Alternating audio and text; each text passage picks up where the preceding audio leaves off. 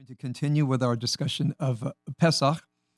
Uh, so one thing I'm going to do, give me till the end of today, by the way, is I'll be posting a few more Passover resources on my website, rabbifinley.com. You go to the website, you go to where it says handouts, printouts, you go down to where it says Passover resources, and I'll put a few more handouts, for example, looking like this, for those of you who want to see a written version of some things I'm going to be doing today. So you can take notes if you want. This talk will also be up on YouTube. For those tuning in on YouTube, thank you for tuning in. And the handouts will be on rabbifinley.com. So just a little more review on Pesach.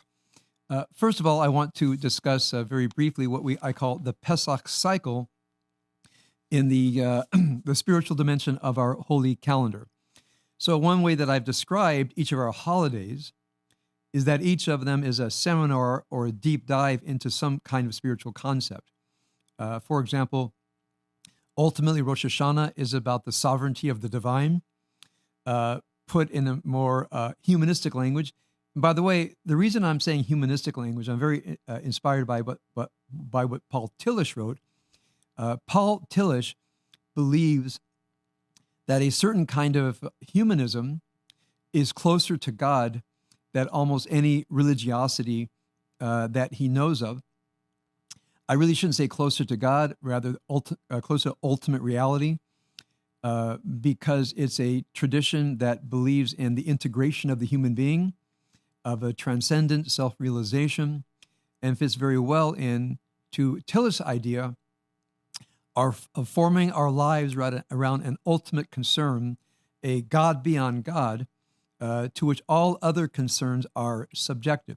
It's a very difficult idea, but the main thing is whatever it is about which you have passion, whatever it is that orients your life, it should not be something of what he calls limited concern. Everything stands below an ultimate concern, and he believes. Remember, he grew up in a Lutheran home, but he had Tillich had a very strong humanistic education, and after the First World War, he struggled with reconciling Christianity with, I'll say the best forms of humanism. We'll talk about that another time. By the way, which grew up in Germany in the 1920s and 30s. Of course, it was exiled from Germany, and most of its proponents, most of whom were Jews, by the way, they were exiled from Germany and reconstituted in United States and in England. Love to talk about that more another time, not today. So in any case, when I think about Pesach, I want to make sure that no matter how many of the traditions I talk about, that I will try to refer to the idea of traditions that speak to the God beyond God, that take us to ultimate reality or ultimate concern, and then bring us back down to our tradition. So when I say the sovereignty of the divine on Rosh Hashanah, what that means is that there's some force of conscience within us under which all of our other concerns should be placed. For example, when I remember when I was in the military, this is going to sound a little bit strange, but the motto of the Marine Corps was God, country, and corps. And I remember it was a major or a captain gave us an introduction, and somebody, he anticipated the question, how do we know what God wants? How do you put God before country? And he said, clearly a country can make a mistake. I mean, the question of slavery in our country is a good example, core to the theme of Pesach. One thing we remember is when you look at the Supreme Court of the 1850s, the Dred Scott decision under the Justice Taney, that was the clearest Supreme Court decision that said human beings can become property, and they cited the Constitution. By the way, I want to correct myself. The Cooper Union Address was in February 1860 when Lincoln knew he'd be running for president, and it's the clearest articulation of when a Supreme Court goes wrong. And he outlined it by the numbers, that the Supreme Court had made a terrible decision, that people could not rely on the decision of the Supreme Court, especially under Justice Taney. In many ways, Lincoln almost ridiculed the decision. And I can imagine Chief Justice Taney swearing in President Lincoln in March of 1861, the very man who had refuted by the numbers the Dred Scott decision. So this idea that a country can go wrong, or at least a section of the country can go terribly wrong, is why we put God above country.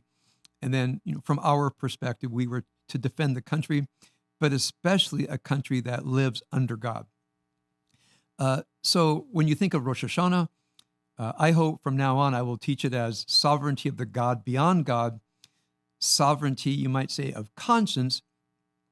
And there are many things required for us to live a life of conscience. I think for me, one of them is to engage conscience. One has to ultimately get beyond emotions and feelings, and sometimes beyond thought.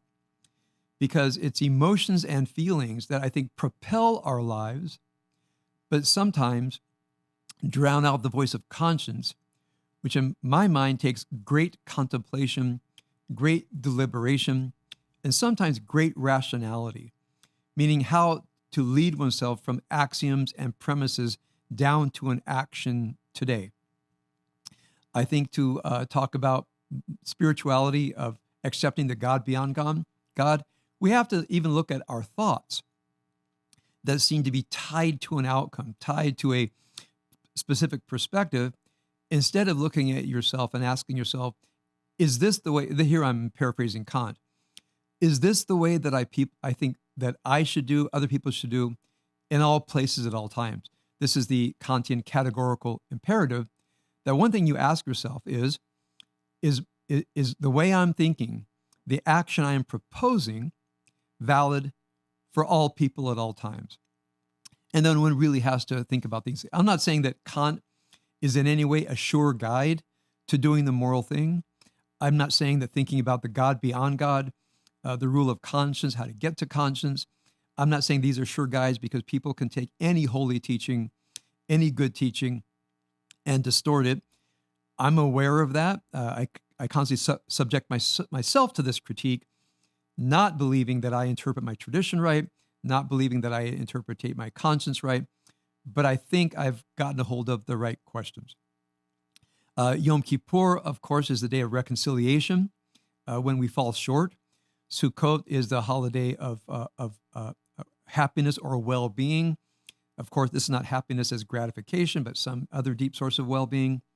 Hanukkah, you might say, is a day of both fierce courage and purity. Purim, we just had a great discussion recently. I want to thank Sherry Manning, Matthew Kelly, and I, and especially that idea of perhaps it was for this day that God has chosen you, that every single day of our life might be the day when we are called upon to act in the place of that God beyond God.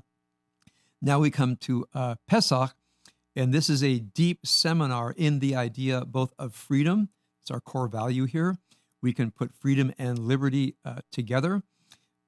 God's profound disgust at slavery, God's humiliating a world tyrant.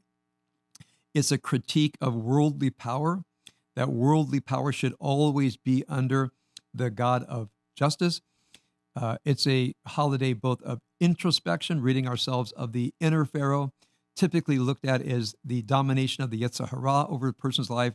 There are many, many themes that are present during Pesach, and as we study the Haggadah, these are the kinds of things we should be asking ourselves. If Pesach were a seminar, meaning we could just put the Haggadah aside, which is many ways the way I introduce Pesach, when we come to the celebration of the holiday, it's connecting us to these great ideals. So how do we move into the holiday of Pesach? In other years, I've focused on these ideas greatly. I haven't this year, but I'll review them very briefly. It'll be on the handout that I'll put on my website. We start with Parshat Shekalim, the Parsha where we give the half shekel. The core part of the half shekel for me is that we are only half of that which we are to become. The other half of our being is the half beyond the horizon. So it's a lifetime of striving toward taking the unfinished self toward the finished self, and the idea of discovering the blueprint, the ideal blueprint of our fulfilled, realized spiritual nature, so that we know what work we have to accomplish. The second of the 4 Sabbaths before Pesach is Shabbat Zachor. We remember Amalek from the inner life perspective to know that there's a constant force within us that is gnawing away at our well-being. So in Shabbat Zachor, just like Amalek is you might say, the this worldly historical nemesis of the people of Israel. You can look that up in the Bible, Parshat Amalek. Also in rabbinic literature, mystical literature. From an inner life perspective, Amalek is the force that tries to disrupt our well-being, and it really is a nemesis. It really is an enemy, and that calls upon us a kind of spiritual warriorship against that inner nemesis. The third of the Arba Parshiot is Shabbat Parah. If you look at the sources, the purity of the red heifer law, and again, that takes us to the inner idea of what it means to purify ourselves from those inner forces that have us not act, think, emote, feel, speak, and behave according to that inner honor code that we discover. By the way, this connects with the Passover concept that we should get rid of chametz in our homes, even to the smallest amount. The rabbis proclaim an intolerance even for the smallest amount of chametz. I'll talk about what chametz is in just a moment. And in the same way, Shabbat Parah says, at least during Pesach, and I know this is very hard. It's very hard for us to be totalistic about our inner lives. But I think from the spiritual perspective, we're asked, find what the chametz is in your life right now, of which you can rid yourself. Name it precisely. Whatever interpersonal habit or inner life habit you have, name it precisely, that you know in your heart of hearts causes unnecessary suffering between you and other people, or unnecessary suffering in another person, or unnecessary suffering within. I mean, the whole point of Torah, as it says in the book of Deuteronomy, latov lach, to create goodness within you. You have to find that nemesis. You have to find that Amalek, and imagine for 1 week of your life, you will simply live without it. No chametz whatsoever in your dwelling places. And from a spiritual perspective, that means the dwelling within. The Hasidim put a lot of emphasis on this. Our inner lives is the abode of the soul. And the soul oftentimes feels in exile in us.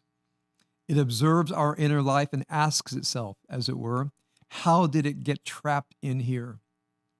So part of our goal from a Hasidic perspective is to make our inner lives a proper abode for the soul, so the soul does not feel strange and in exile inside of us.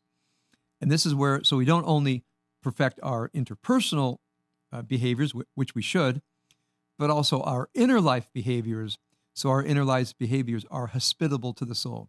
That's my interpretation of the third of the Arba Shabbatot, Shabbat Parah. And the fourth one is called Shabbat HaChodesh, which is observed right before Rosh Chodesh Nisan, which would be, I think, a Shabbat or two ago. And this is where it says, this is when you are getting out of Egypt, this month, right now. And that's the idea that when we think about these things, we don't think we have forever to do this. I, as well as you know, the great fragility of life, the unexpectedness in life. Rabbi Yehuda Hanassi says, repent one day before you die. His students said, well, when do we know when that will be? And Yehuda Hanassi says something like, exactly. We don't know how much time we have left. So repent one day before we die. That could be tomorrow.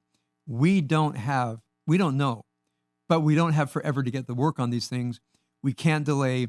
We can't procrastinate. HaChodesh Hazeh. In fact, some of the things that we don't work on deeply are the very things that interfere with our realization as a human being. So to delay our work on the chametz within us is the very thing that's delaying our becoming actualized human beings. So hachodesh means you've got to do this work with urgency right now. You got to figure out what your work is. You got to find that Amalek inside. You have to have a sense of the unfulfilled self beyond the horizon. At some level, be intolerant of this. Shabbat para, no tolerance for any chametz in what degree whatsoever. And achodesh is, it has to be now. So these are the one interpretation of the Arba Parshiot, the 4 special Torah portions in the 6 weeks or so before Pesach. Now, I've talked about this in other years. I haven't talked about it this year, but in my mind, it's a very important part of our spiritual preparation for Pesach. So we come down now to Pesach. So what's after the Seder, the first 2 days of Pesach, we have the intermediate days of Pesach, and then ultimately the last 2 days of Pesach, which are going to be weekdays, so we won't be celebrating them here. But those last 2 days of Pesach celebrate the actual exodus from Egypt, Exodus chapters 14 and 15, the passing through the Yam Suf, the Sea of Reeds. So I have the biblical citations on this handout that I will be putting up on my website. Make sure to look at that. I also have on this handout all of the Torah readings, all the Haftorah. And so I think that one thing one should do as preparation for Pesach is look at all the Torah readings, all the Haftorahs, see everything there, so you'll see that Pesach is much more than just Leil HaSeder, the night of the Seder, but there's actually a before and an after. So after Pesach, we go to the rest of the days of Pesach. We go to the final days of Pesach. And then the day after the second day of Pesach, we start the counting of the Omer. The counting of the Omer takes us all the way to the holiday of Shavuot, the revelation of Torah at Mount Sinai. It's almost a universal custom in the people of Israel, and sometimes people who aren't Jewish but love the custom, is to use the 49 days of the counting of the Omer as studying the Sfirot of the Kabbalah, the emanations of the Kabbalah. We don't know when this tradition began. It's not in the Zohar, so it has to be no earlier than the 13th century. If somebody knows exactly where and when the counting of the Omer tradition came into being, I'd love you to share it with me. I have not been able to find it. I've asked other people. People say, well, here's the latest because it appears in a printed text. Here's the earliest. Nobody knows exactly where, when, whom, as far as I know. So if you find out, please tell me so I can tell everybody else. I'm considering during these 7 weeks to do a thorough introduction to the spiritual psychology of Kabbalah, which means I won't be doing one emanation per week, Chesed, Gevurah, etc., but rather introduce it in a proper way. And when I introduce it in what I consider to be a proper way, which means a way that we can truly understand the teaching and then take it into our inner lives and understand an incremental path to studying the emanations of the divine in the Kabbalah, I think counting 1 week after another, starting with Chesed, is not the best way to study the emanations of the Kabbalah. Whenever I've done that, I feel I've started in the wrong place. Other years, I've tried to figure out a better way, a more organic way to study the counting of the Omer. I think I'm going to do that starting, it would be next Shabbat. So for the next several Shabbatot, I will not be teaching Parshat HaShavua, unfortunately, for some. But I will devote at least a lot of my time to the spiritual psychology of Kabbalah. I haven't fully decided, but I think that's what I'm going to be doing. All right, so there's the before Pesach and the after Pesach. And now I'll get down to a few parts of the Haggadah, both on the practical level and on what I will call the more spiritual level. I have another outline I will be putting on my website, and that is this one. I might consolidate the two. I haven't looked at these for a while. And that is some of the themes of Pesach. So I'll read some of the themes now, and then I'll go into the Haggadah. So remember, every Jewish holiday can be understood on 4 levels. I'll remind you again. The historical level, we study all the historical texts that we can find Again, I have many on these outlines that I'll be putting up. So ground yourself well in every text in history of the Exodus from Egypt and the Haggadah. It doesn't take that long, but you will feel, before you go into a Passover Seder, before you study the Haggadah, you'll be grounded in the texts that produce the Haggadah. The second thing you want to do is you want to understand the ritual. So if you're leading a Seder, let that not be your first time this year reading your Haggadah. Study your Haggadah very carefully with a good commentary. Again, my main one is my Haggadah from childhood, has a decent commentary, but there are others out there. Now, I don't recommend these very big Haggadah with all the funs and games for kids. You're all smart enough to think about that. Hopefully you can look at an inside. Just make sure that the commentary speaks to you. Some commentaries are maybe more on the ritualistic dimension, things that are not that hard to find. So I recommend that everybody who's going to lead or attend a Seder, look over the Haggadah before you get there and become familiar with it. And I will put up a brief outline of the Haggadah on my website. I believe it's already there. It's called the Passover Seder at a Glance on my website. So here are some concepts I want to share with you. I'll comment on each one. One, of course, is the idea of Galut, Geulah, and that is the redemption. We find this in our prayer books every evening and every morning, the redemption from Egypt. What's the difference between redemption and salvation? Well, salvation is from the word salve, which means to heal something. So salvation means more purely God putting a salve on the soul, God healing us. Now, in the Christian tradition, salvation means accepting the gracious gift of the death of Christ as it were, paying for our sins and then entering eternal life. I'm not saying that's not an idea of salvation, but if you look at the Hebrew Bible idea of salvation, it's more that of a healing God, a God who, it also has the idea of healing us from distress. I've got an idea of liberation, but the idea of liberation is more in the realm of Geulah. God is called the Goel, which means a redeemer. God is called a Podeh, which means a redeemer. Our tradition has chosen the word Geulah. So when you think of redemption, think of taking something from one place and putting it into another. So the Goel always wants to rectify a situation as it were. For example, taking the people of Israel out of Egypt, putting somewhere else, and then looking at the divine as the agent of this Geulah, meaning how did we get out of Egypt? It was because of God's outstretched arm and mighty hand, as it says in the text I'll be reading in just a moment, that brought us out. You know, I've been studying President Lincoln. As I mentioned, the Cooper Union Address was Lincoln's refutation of the Dred Scott decision, among many other things. You should all look at it, not hard to find. Cooper Union Address, 1860. The speech I was thinking about was his inaugural address in 1864. And in his inaugural address, did we lose our group? No, there we are. And the inaugural address of 1864 is when Lincoln is ruminating on this great, terrible war and his belief that what the North was doing, what the Union Army was doing, was God's will. That slavery was a great and intolerable offense.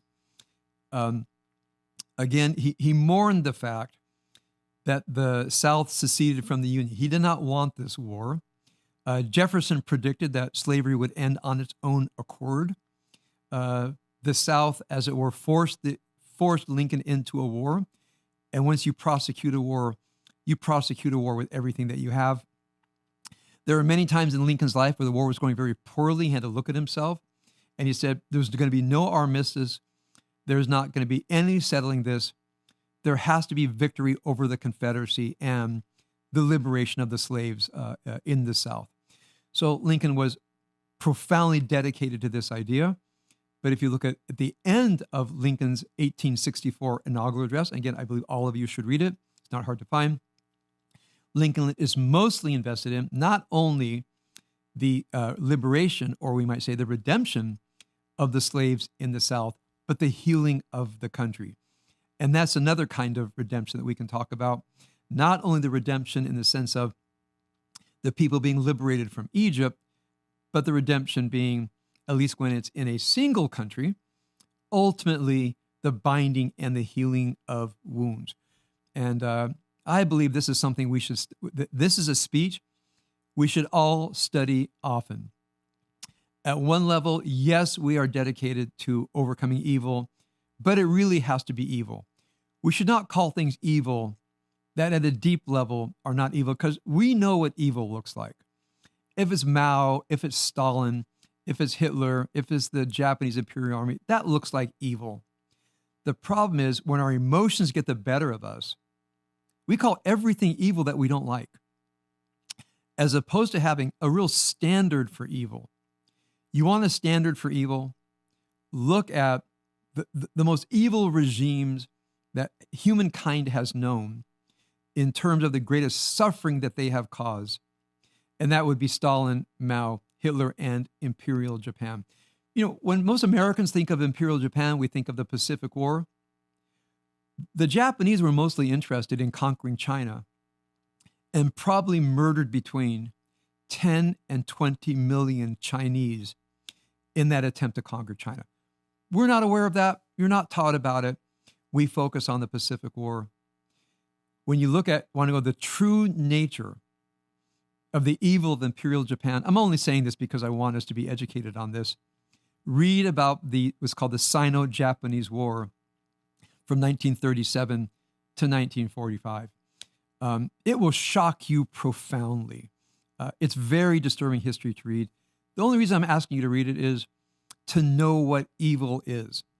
We have to fight against evil, but we also have to know what evil is and not use the word, in my mind, improperly. Of course, it's a free country. Talk any way you want.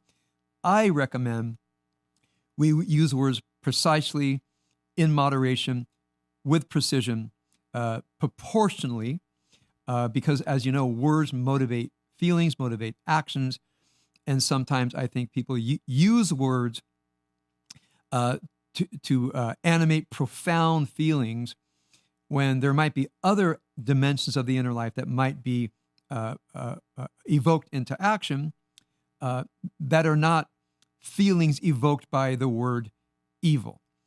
So for me, I focus more on the last part of Lincoln's 1864 inaugural address, which is the commandment, because I think Lincoln felt that this was, as it were, God's will to heal the wounds of our country.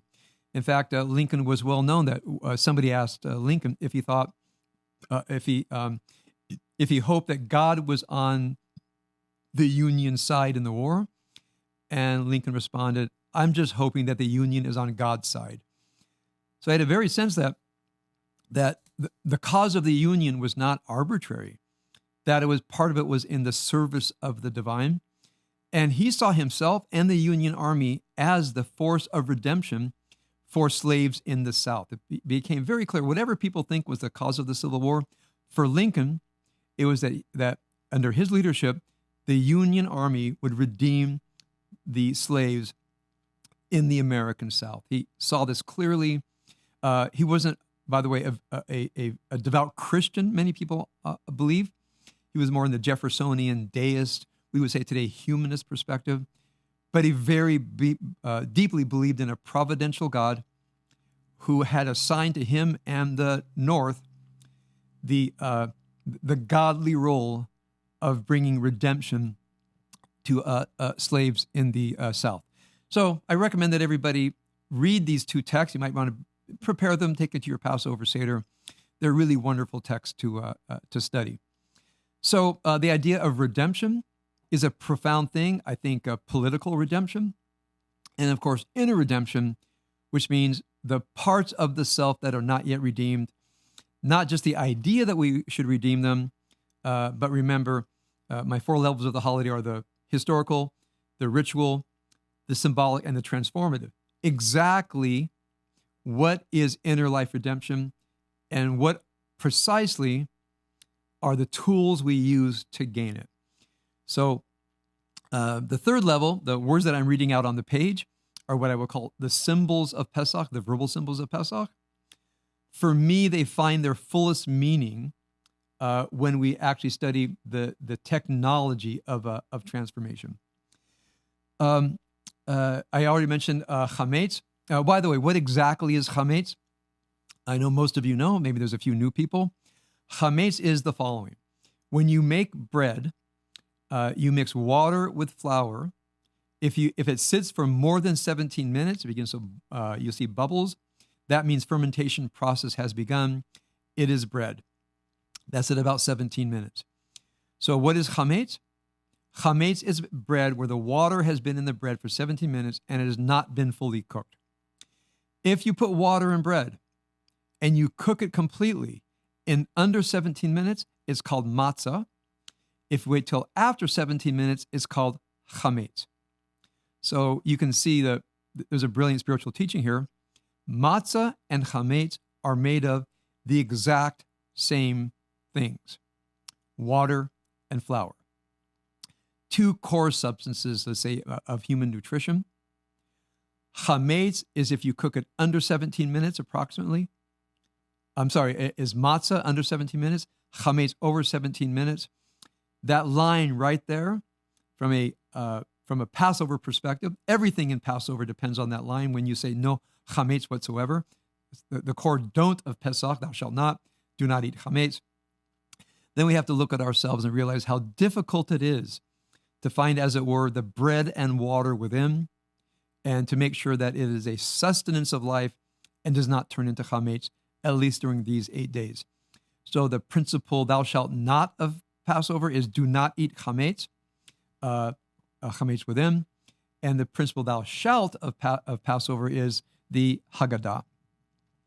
Another obligation during Passover that I mentioned from the earlier from the Sfat Emet's perspective is, in every generation, every person is obligated to see him herself as having personally come out of Egypt. I mentioned that the Sfat Emet has a very deep take on this, where it's rather a deep meditative contemplative exercise to go down, and here we'd have to go down and find the imprisoned part of ourselves, to go down and find the part of yourself that is truly not liberated. And I think in spiritual psychology, we would say, from bad habits of thinking, feeling, and emoting, maybe even the tyranny of bad beliefs, the tyranny of superficial slogans. There's a part of ourselves that is imprisoned and has not yet been redeemed. So from what Sfat Emet says, if you cannot find yourself in your Egypt, you have not observed Passover. Now, I don't think you can do this at a Passover table. This will have to be at what I call your Seder for one. Everybody should have a Seder for one.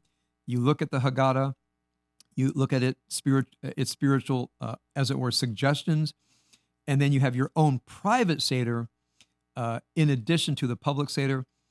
And perhaps nothing that you accomplish in your Seder of one should be shared at a Seder. Might not be the right place and time, but you should definitely do a Seder for one. By the way, I wrote an article on this in the Jewish Journal several years back.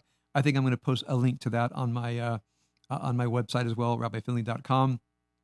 Handouts and printouts, I'll put a link right there. Another concept of Pesach that many of you know is, what was the main symptom of the Israelites in Egypt? It was called kotzer ruach. This is Exodus chapter 6, verse 9. Shortness of breath. So the rabbis say that one of the tikkunim, one of the remedies of shortness of breath, is the luxuriant telling of the story.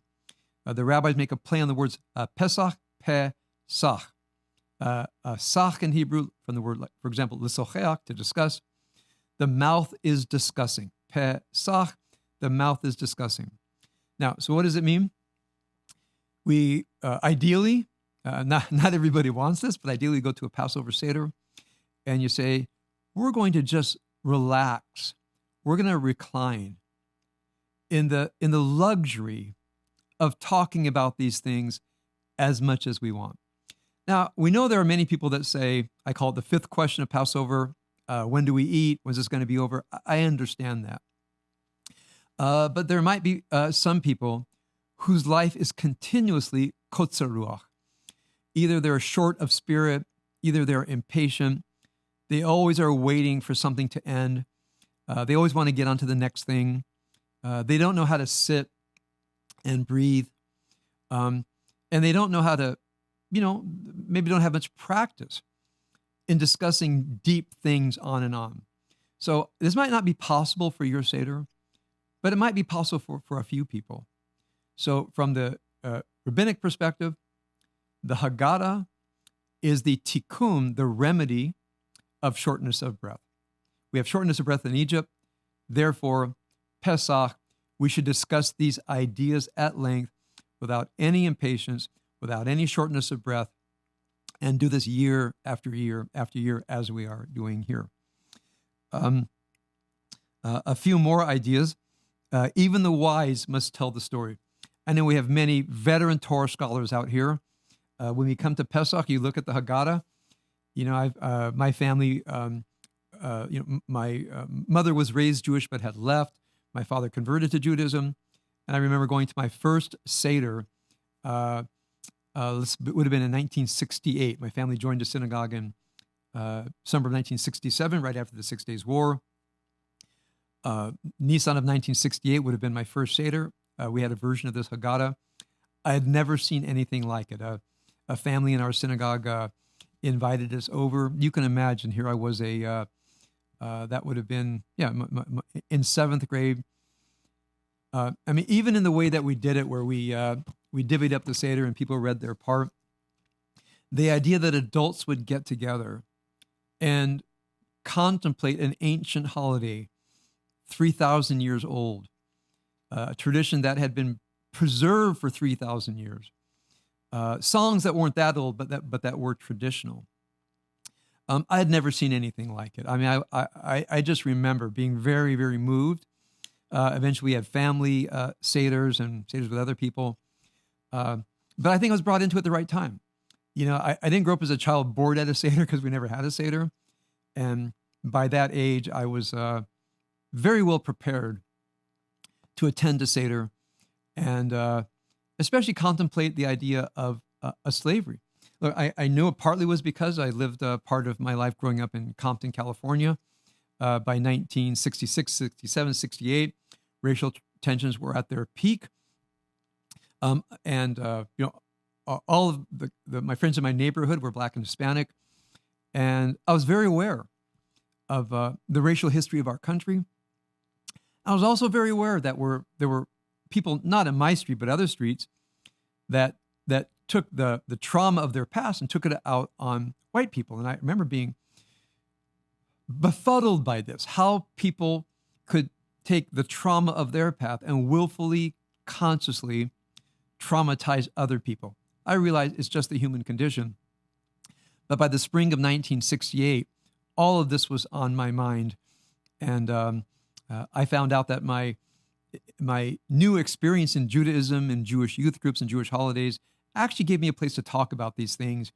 And we had very deep discussions on, we didn't use this exact terminology, the nature of intergenerational trauma, and sometimes how intergenerational trauma is inflicted on others, and then another experience of trauma and intergenerational trauma is inflicted. Most of you know I've been thinking about that my entire life, especially as I get older. I contemplate that. And this whole idea of the violence that we perpetrate against others, how it ripples through the history of an individual and how it ripples through the inner life of a nation. So when it says the wise must tell the story, the wise meaning you never know what you're talking about. Even you might say you know it really well. I have this, I have other commentaries. I consider myself reasonably learned.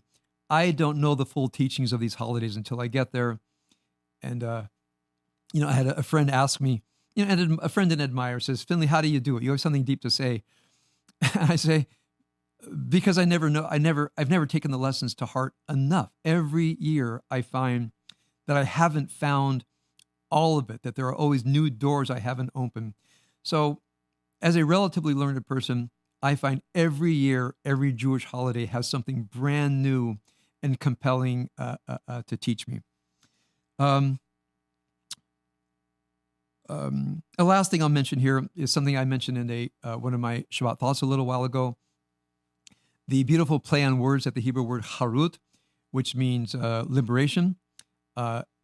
Cherut, which means liberation, has the same spelling as harut, which means engraved. And therefore, we find freedom in the law. And the idea that the law, you might say, contains the Yetzer Hara, which gives us the ability to find spiritual freedom. So I'll put this up on my website. If you want a review of some of the concepts I've taught today, you can go take a look and use it for your own guidance if you want. Now what I'd like to do is just say, take a few pages from the Haggadah, and then I'll stop my presentation for this morning and take any questions. So I'm going back to a couple things in the very beginning of the Haggadah, which is the Yachatz, the three matzot. I want to remind you, there is a huge history of how the Haggadah came into being, all the different rituals. Some said one matzah, some said two, some said three, some said four. There are many, many traditions. Most of us use what I would call the standard German Eastern European Haggadah. We have to remember there were Sephardic Haggadot, there were Yemenite Haggadot, Balkan Haggadot, Roman Haggadot. There are many, many different traditions. This is not the official Haggadah. It's the Haggadah that most North American Ashkenazi Jews use. In any case, our tradition ends up with the idea of the three matzahs on the plate, and Yachatz, we break the middle matzah.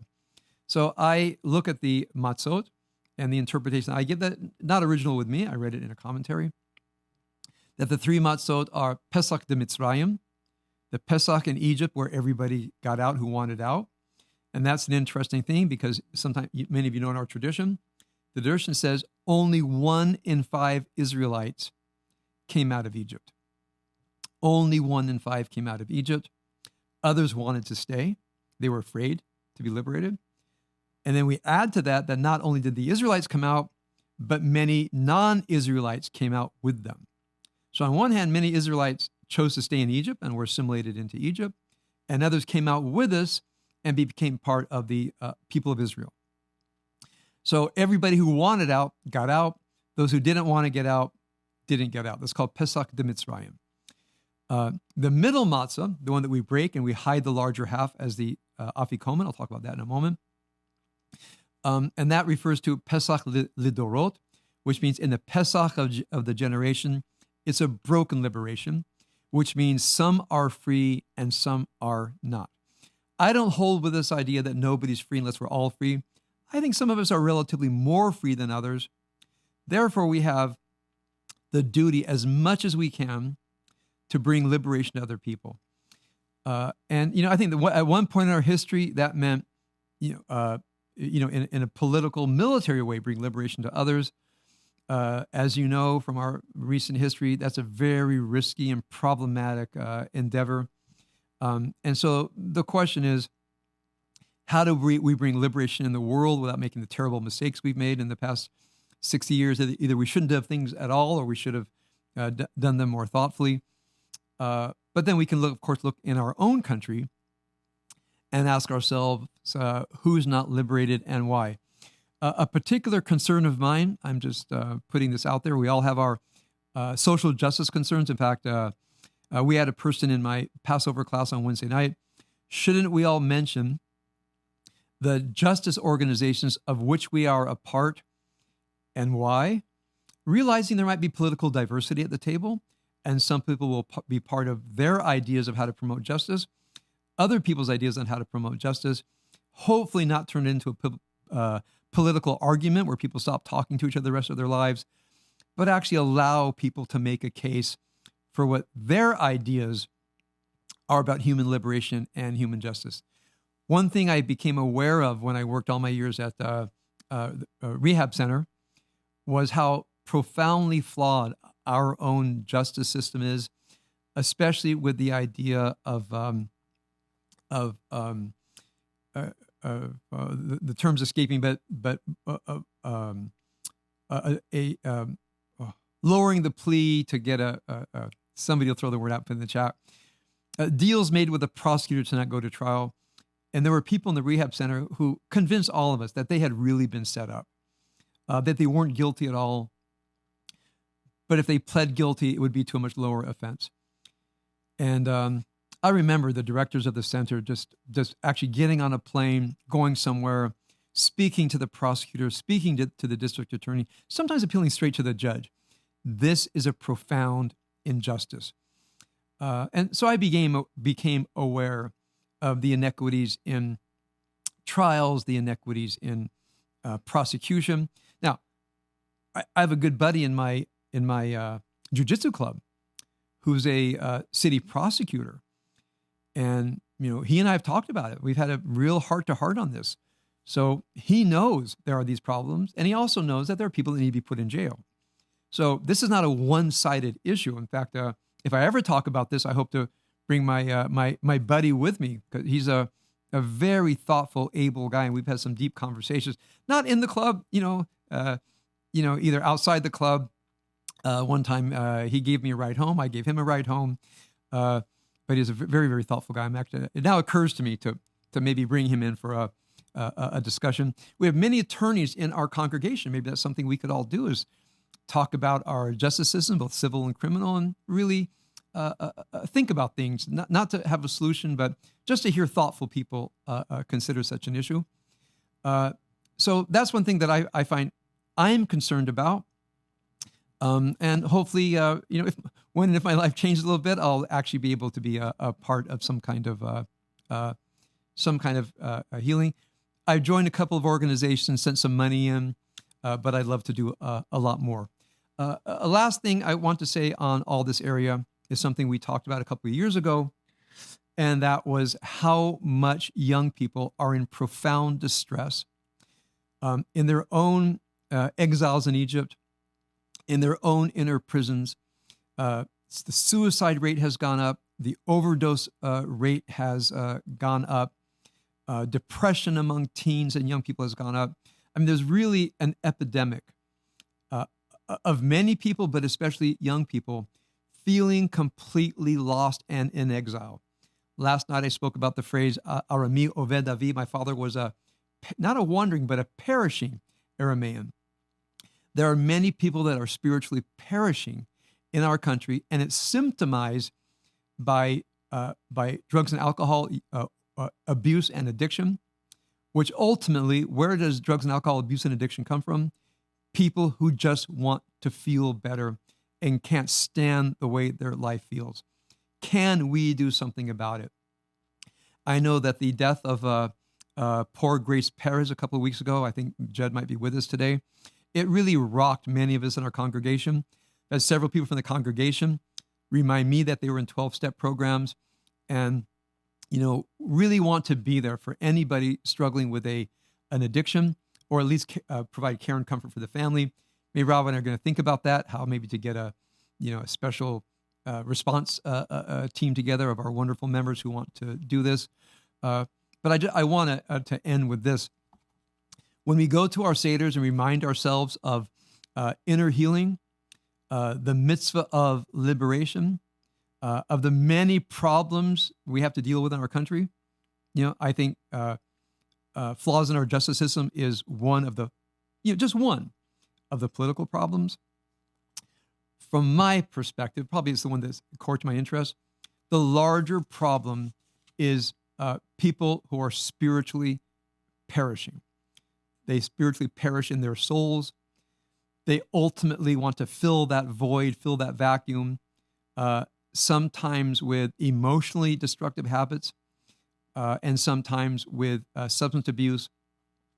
As I've been thinking about all this, I'm constantly thinking of a way, how is it that we take our message here and get it out to a larger population? A few years ago, a few of us thought about we would do something about it. Of course, we've had an intense couple of years here, other things on our mind. But I deeply feel in our heart of hearts, maybe Rob and I have talked about this constantly, ultimately an institute for wisdom and conscious living, part of which would train people to do what I call wisdom work, including depth work. And part of that would be how to get this in the schools. I want to say one of the greatest compliments I receive when people take my wisdom work courses is they say, if I had known about this when I was younger, my life would have been different, far to the positive. In my work in the rehab center, people said this work would have changed my life. People say, how do we get this out there? I know once we, how shall I say it? Move past this first year of feeling at home in this studio, solidifying our congregational culture, hopefully with your generosity, raising the funds that can pay for all of this, get onto our next step as a congregation and get this message out there to those who need it.